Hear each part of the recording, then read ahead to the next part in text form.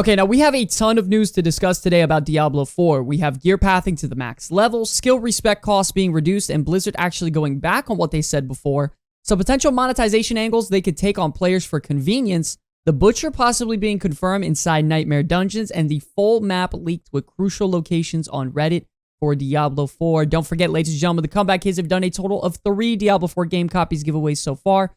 So don't forget to stick around until the end of the video to see how you can earn a free copy for yourself. Okay, so starting things off with gear pathing to the max level. Everyone's going to love getting those crucial legendary pieces to getting their characters some big power spikes to deal more damage. And we've had an amazing Reddit user breakdown a video created by Matt Jestik Multigaming explaining your path of gearing to the end game from level 1 all the way up to level 100. And there is some amazing information here that is definitely crucial for your gearing in general. So leveling from 1 to 50, you're going to have access to world difficulty tiers 1 and 2. These tiers are going to give you 20% increased experience as well as 15% more gold, and generally only grant you access to rare and legendary items. And what's important to note is that rare and legendary items only have a set number of affixes on them, with rare having 3 affixes and legendaries having 4 affixes, with the only unique available being the Butcher's Cleaver at a very low drop rate on these tiers. Now, once you hit level 50, this is when you start heading into what is called the end game. You get an increase to experience by 100%, increase to gold by 15%, and foes become significantly harder with having 20% more resistance overall. There's a small requirement of completing the campaign and the Cathedral of Light capstone dungeon in Kiowa Shadow World Tier 2 though. But you're going to want to do all of this as soon as you possibly can because the difference in gear drop as well as item pool is significantly better overall. You now gain access to sacred and unique items, and you have access to Nightmare Sigils that unlock Nightmare Dungeons. And also, Helltides can appear all across Sanctuary, which can give you amazing access to loot as well as Helltide chests. Tier 3 is when you're going to start seeing mobs hit significantly harder and being a lot more difficult to kill, especially early on in the tier, like around just when you hit level 50, but with a few hours of farming and getting gear, your character is going to hit massive power spikes with having access to the new unique gear and all the new sacred items added to the pool. And for the absolute final tier, you have Tier 4, which unlocks at level 70 and gives you 200% increase to experience, and foes become even harder with overcoming 40% resistance. The requirement for this is going to be completing the Fallen Temple capstone dungeon in the northeastern dry steppes on World Tier 3, and at World Tier Difficulty 4, ancestral items and new unique items can now drop and are added into the loot pool, which helps significantly for your endgame loot and build overall to be able to do those hardest dungeons possible. And a massive bonus as well is that rare items now have 4 affixes just like legendary items. This is going to allow you to get loot that isn't all about legendary and uniques as well as sacred items. This is going to include rare items in the loot pool that are very, very powerful, so you're more commonly going to get that loot that is going to benefit your character in the end game. Another great tip is if you want to screenshot this image on the screen currently, is that you can find the best affix rolls for each individual gear slot you possibly can obtain. So for example, the helmet would contain skill ranks to your abilities as well as cooldown and max resource. The gloves would contain skill ranks to your second tree as well as having offensive base affix rolls. The boots would have skill ranks as well as mobility skills and containing movement, dodge, and resource cost reduction affixes, so on and so forth.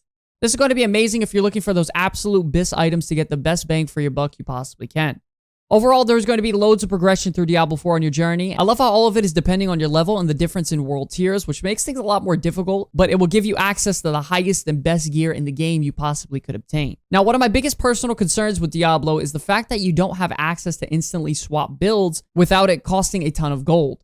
I personally have been begging for a dual spec system like they have in World of Warcraft and even other games, but something that can definitely help with this and push it in the right direction was on Twitter, a fan asked Rob Ferguson, Diablo 4 was a great time so far, and me and my friends have enjoyed it. We're all older now and really don't want to have to remake characters instead of being able to more easily redistribute skill points. Is this for sure going to ship at launch? Rob Ferguson then replied, it's not prohibitively expensive, and we've made it clear by being able to refund a single skill point or the entire tree at once.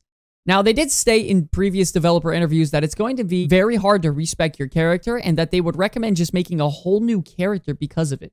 But it looks like they're starting to go back on what they said based on player feedback through the beta and people's initial concerns playing the game overall. Either way, I think this is a massive step in the right direction because it feels like they are not trying to work with the best systems they have implemented inside of Diablo 4. One of my favorite things is that I can pick up a legendary item with a powerful aspect and I can change my build to play toward that aspect because it's so powerful. I love that it allows me to change up my gameplay style to give me a fresh new experience based on the equipment that I have current access to. Some users on Twitter were having a discussion based on this, and they stated, "Gold for talent respect discourages experimentation and creates a gap between casual and hardcore players. It makes the game dependent on economy and goes against the spirit of Diablo.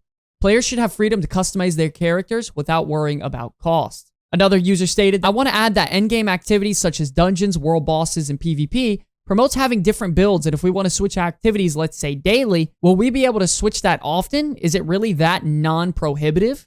Now, coming from someone who wants to do every bit of content, it's either going to cost me most of my gold, which will then prohibit me from upgrading my equipment, transferring legendaries on new pieces, and even having crafting restrictions, or I just simply won't be able to participate in some of the highest difficulty encounters because my spec isn't going to be the best for that scenario, and I just simply won't perform well, or I'll just get beat. I know this won't apply to most of the player base, but PvP is a perfect example of this.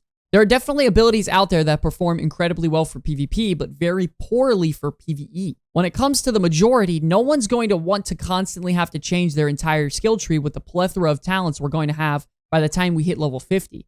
It's going to become incredibly tedious and frustrating if there aren't at least skill/build loadouts implemented into the game. Now, to be honest, something that kind of scares me and something that Blizzard can definitely capitalize on is the fact that people don't want to spend all their gold on respecking. Tons of games do things like this, and instead of it being completely pay to win, it's right in that middle ground where it's pay for convenience as well as having some sort of pay to win implementations, with the fact that you don't have to use your actual gold on something most of the player base is spending their gold on, giving you a slight advantage. What they could do is very easily just bring in a respec token into the shop, or implement it into the battle pass, allowing you to respec all your skills for absolutely free, costing you 0 gold. It does seem that there are some systems inside of Diablo 4 that can have the potential for having the pay for convenience type option, and it be a bit of a gray area, which definitely worries some of the player base. Now, we do have to remember that Blizzard is a business at the end of the day, and they are going to try and focus on what brings in more money to a live service game, so they can keep updating it over and over for the player base. Examples that we're already seeing so far is the Battle Pass coming to every single season, the major 4-day early access if you spend additional money, and a potential gray area opportunity for a lot of their systems out there. Now, obviously, this isn't confirmed. These are just concerns that we have overall with some things that they can implement into the game. And these things can definitely leave a bad taste in some of the player base's mouth. Now, if you want my honest opinion, I think Blizzard and the Diablo creators are very scared to upset the player base on the little respect that they have given to them left with the whole Diablo Immortal thing, so I'm pretty sure they'll do the right thing in making Diablo 4 not a big cash grab like Diablo Immortal was. Now, moving on to some final super interesting topics is the lead game designer for Diablo 4 is Zaven Haratunian made some very interesting comments on Twitter replying to Mike Ybarra saying, "Let's buff the Butcher and make him truly feared." He replied by saying, "Just wait till he shows up in Nightmare Dungeons, he will get his pound of flesh." Now, this is very interesting because the open beta and early access weekends, if you encountered the Butcher and you weren't geared to the teeth or simply very skilled at the game, it pretty much meant that you were likely going to die in that encounter. He's a very overtuned boss with very, very powerful abilities, and he has been famous through social media the last couple of weeks. Now, of course, there are some people out there who have defeated him with their builds, either solo or with a group, but he is still a very feared opponent overall. Seeing the lead game designer say something as bold as him showing up in a Nightmare Dungeon, which is going to be the hardest content available to you at the end game, could make him a supercharged monster that could be very well feared no matter who you are and how skilled you are. I think it'd be amazing to see him overall in the end game, and I would love to keep on encountering him as I'm leveling up. And even encountering him in the end game content can be very terrifying and refreshing overall. And lastly, we have an amazing leak come out about the full map of Diablo 4 and all their landmarks being shown. Now, I personally can't show you this on YouTube, but there are a ton of interesting things on here that you need to check out for yourself, including all the waypoints, locations, and dungeons, interesting points that look like powerful bosses and locations and strongholds, as well as there being a dungeon that is completely yellow that looks like some sort of golden dungeon. So this could be a great way for you to prepare some routes you want to take if you're going to do dungeon farming or boss farming come launch day.